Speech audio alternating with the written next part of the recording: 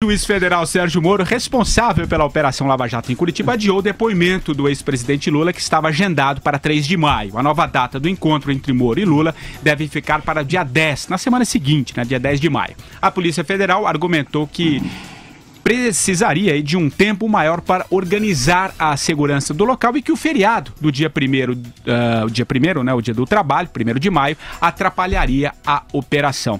Começo com você, Vera. A decisão foi bem tomada? Muda alguma coisa ou nada? Eu acho que era melhor fazer logo de uma vez esse depoimento, para que também não se acuse que quer evitar a presença popular lá. Eu acho que fará pouca diferença. Eu acho que a Polícia Federal, se não está preparada para garantir a segurança em um depoimento num fórum, numa vara da justiça, pelo amor de Deus, né? Não está preparada para mais nada.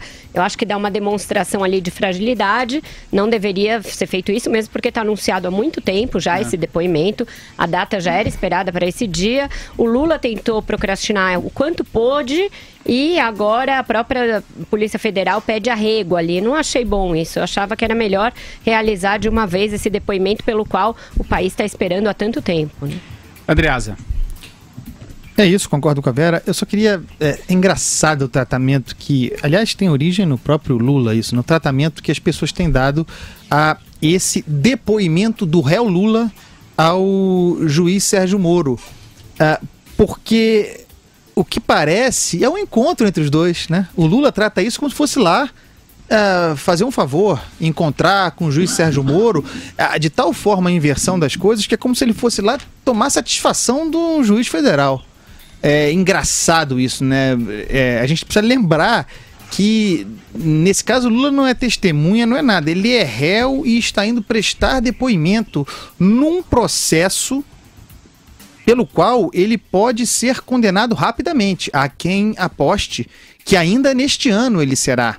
Se ele será condenado em segunda instância, a tempo de perder os direitos de disputar uma eleição, né, pela lei ficha limpa, é outra história, mas que ele possivelmente será condenado este ano é um fato. E, no entanto, ele...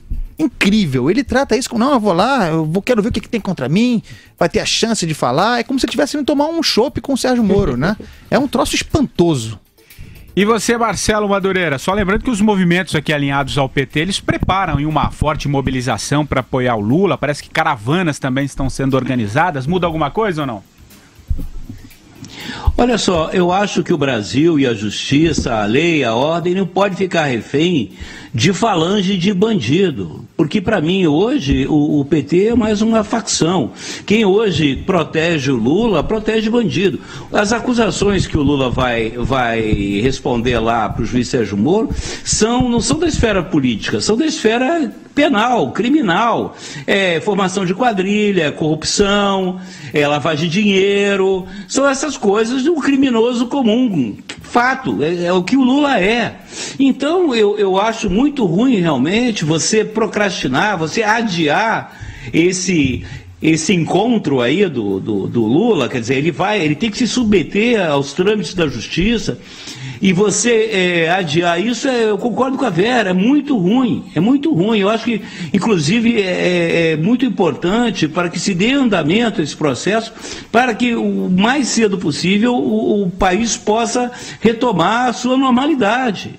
Né? Tudo isso custa caro, essa situação de instabilidade, de insegurança, e a gente não pode se sentir intimidado por ordens, por hordas de petistas, simpatizantes do Lula, vendo de onde vier, do sul, do norte, não vão fazer nada, entendeu? Um bando de covardes, canalhas, entendeu? Até porque... eu acho que foi um equívoco. Oi? Fala, Até Vera. porque, né, Madu, se a PF dá esse sinal aí de tibieza, de se intimidar, e o juiz Sérgio Moro corrobora adiando, eles o que vão fazer? Vão arregimentar mais gente para a semana seguinte. Porque aí vem que deram uma demonstração de força e que tem possibilidade de acuar a Polícia Federal e a Justiça. Realmente não é uma boa sinalização, ainda mais depois do que a gente viu semana passada do depoimento do Léo Pinheiro, que a gente fez o programa de sexta-feira especial, né, gravado, e não discutiu aqui, né, Andreasa, as importantes revelações. E só uma coisa, Vera. Diga. Só uma coisa, Não, e o uso da força é monopólio do Estado. Se esses manifestantes forem lá para fazer desordem, para fazer quebra-quebra, que baixe a borracha para manter a lei e a ordem. Isso é o papel do Estado, não há dúvida. Isso é democracia. Contra bandido, contra desordeiro é borracha. Borracha e cadeia.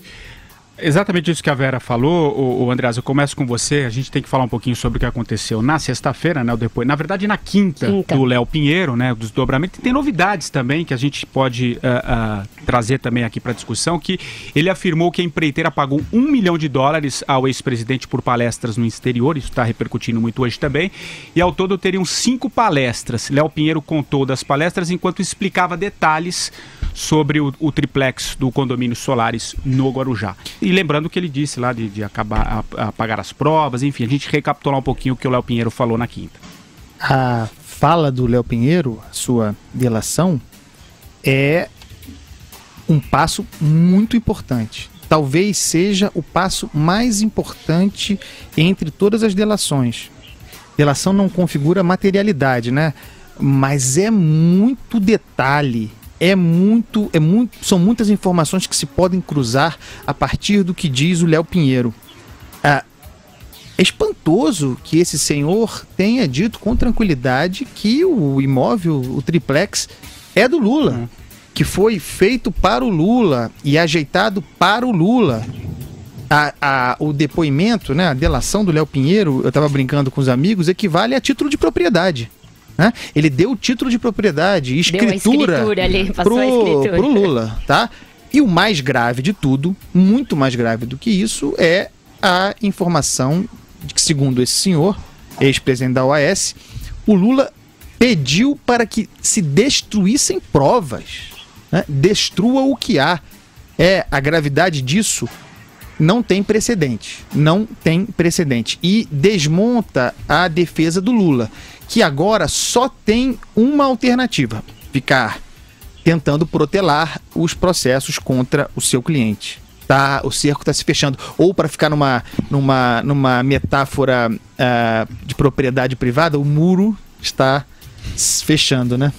Pois é, você veja que o Léo Pinheiro disse que eles foram instados a abraçar esse empreendimento Solaris lá, o edifício da família Lula, a despeito da OAS não investir em cidades pequenas como Guarujá, e sim só em capitais. E em algum momento lá do depoimento ele disse que as reformas foram tão dispendiosas, tão caras, que praticamente engoliram todo o lucro que a construtora teria com todo o empreendimento. A reforma em um único apartamento, que é o apartamento da família Lula. Então vejam que não era pouca coisa que tinha ali, né? O que resta comprovado aí desses depoimentos, tanto do Léo Pinheiro quanto do núcleo Odebrecht da novela, como todos os outros, e provavelmente vai vir também do depoimento do Palocci, é que o Lula não era só um benfeitor das empreiteiras. Ele era, como eu escrevi no meu artigo do Estadão ontem, uma espécie de sócio, também não declarado, porque ele não declara nada em nome dele, então também não tinha a sociedade das empreiteiras. Mas ele era um sócio, ele usufruía de tudo que as empreiteiras lucravam, tinha um pedacinho para ele e para o PT. Você, Marcelo Madureira. Não, finalmente eu consegui entender o que significa a sigla OAS. Obrigado, amigo sindicalista. Né? As revelações, realmente, do Léo Pinheiro, nós tivemos todo o feriado para Jiboiá, porque elas foram realmente chocantes, né? Foi para mim a gota d'água. Se existe alguma dúvida da culpa do senhor Luiz Inácio Lula da Silva, eu acho que ela foi por terra. Eu não consigo entender quem possa não reconhecer que o Brasil foi governado por uma quadrilha e cujo chefe da quadrilha era Luiz Inácio Lula da Silva, o Lula. E ele roubou, literalmente roubou, não só patrimônio, sítio, triplex, quantidades extraordinárias de dinheiro, superfaturou palestras, traficou influência, quer dizer, foi absolutamente assim estarrecedora a delação do Léo Pinheiro, porque ele falou com todas as letras, né, o que todo mundo já sabia, ou alguns só desconfiavam. Então, foi chocante isso ver, e eu acho que o Lula não tem argumento nenhum mais. Não, sabe qual é o melhor argumento assim, que eu vi depois, Madu, dos petistas? Diga, Vera. Que é o seguinte, que o Léo Pinheiro, vejam só, foi instruído a dizer que o Lula o orientou a destruir provas, porque como não existe provas, ele dizendo que o Lula mandou destruir as provas, está provado. Quer dizer, petista Léo vive em Pinheiro, auto-engano ou alguma outra coisa muito parecida. Léo Pinheiro, o Lula chamava de Leozinho, né? Então, tem uma coisa importante sobre o Lula. Sobre o Lula não, sobre a compreensão do Lula para os petistas. Eu tinha uma frase que não é minha, mas que eu gostava de usar, dizendo que não existe ex-petista. É mentira. É bonita essa frase, faz efeito, mas ela não se verifica na prática. O que não existe é ex-lulista. Com isso eu quero dizer o seguinte: não esperem que os lulistas mudem de opinião a respeito do Lula, ainda que apareça hoje uma prova, sei lá, o batom na cueca, um documento, porque é cruzamento de delação, eles vão dizer que não existe, nada disso. Então, não tentem convencer os lulistas de que o Lula é isso que se revela agora. Isso em primeiro lugar. O outro ponto que eu gostaria de falar é remeter à ameaçada delação de Antônio Palocci. Essa do Léo Pinheiro, até agora, é o que há de pior contra o Lula. A ameaçada delação do Antônio Palocci seria ainda muito pior, a confirmar o que disseram os Odebrecht. Ocorre que a minha avaliação é de que o Palocci está fazendo uma chantagem. É a avaliação que eu tenho. Ele diz para o Lula, por favor, faça alguma coisa, não coloque a minha cabeça assim, porque eu não quero ser o novo José Dirceu. É a avaliação que eu faço. E eu espero estar errado. Eu gostaria que Palocci fizesse essa delação do fim do mundo. O que você acha, Vera? Eu acho que ele vai fazer.